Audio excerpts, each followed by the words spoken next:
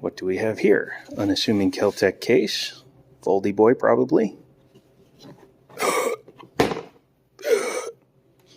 Give me a second. That's fine, just bear with me.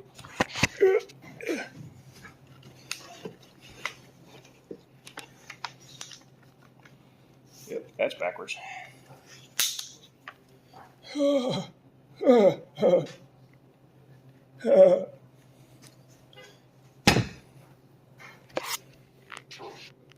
That is the Kel-Tec Sub 2K integrally suppressed.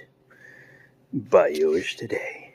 No, seriously, get in here and buy it so that I don't have to.